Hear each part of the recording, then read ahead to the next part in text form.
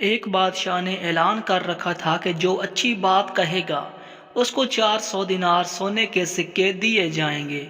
ایک دن بادشاہ رعایا کی دیکھ بھال کرنے نکلا۔ اس نے دیکھا ایک 90 سال کی بوڑھی عورت زیتون کے پودے لگا رہی ہے۔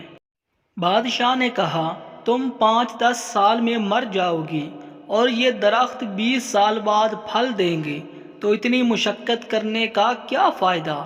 بوڑھی عورت نے جواباً کہا، جو ہم نے پھل کھائے وہ ہمارے بڑوں نے لگائے تھے اور اب ہم لگا رہے ہیں تاکہ ہماری اولاد کھائے۔ بادشاہ کو اس بوڑھی عورت کی بات پسند آئی۔ حکم دیا اس کو 400 دینار دے دیے جائیں۔ جب بوڑھی عورت کو دینار دیے گئے وہ مسکرانے لگی۔ بادشاہ نے پوچھا، کیوں مسکرا رہی ہو؟ بوڑھی عورت نے کہا، زیتون کے درخت نے 20 سال بعد پھل دینا تھا، جبکہ مجھے میرا پھل ابھی مل گیا ہے۔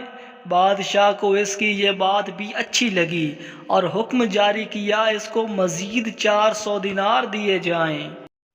جب اس عورت کو مزید 400 دینار دیے گئے تو وہ پھر مسکرانے لگی۔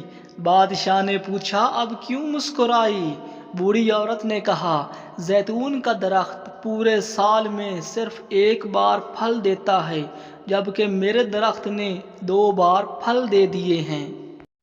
بادشاہ نے پھر حکم دیا اس کو مزید 400 دینار دے دیے جائیں۔ یہ حکم دیتے ہی بادشاہ تیزی سے وہاں سے روانہ ہو گیا۔ وزیر نے کہا، حضور آپ جلدی سے کیوں نکل آئے؟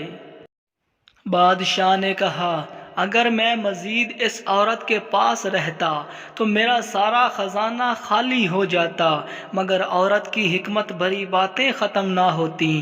اچھی بات دل موہ لیتی ہے، نرم رویہ دشمن کو دوست بنا دیتا ہے، حکمت بھرا جملہ بادشاہوں کو بھی قریب لے آتا ہے۔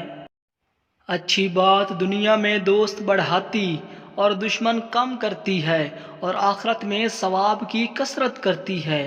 آپ مال و دولت سے سامان خرید سکتے ہیں، مگر دل کی خریداری صرف اچھی بات سے ہو سکتی ہے، لہذا دل کے خریدار بنیں، مال کے طلبگار نہ بنیں۔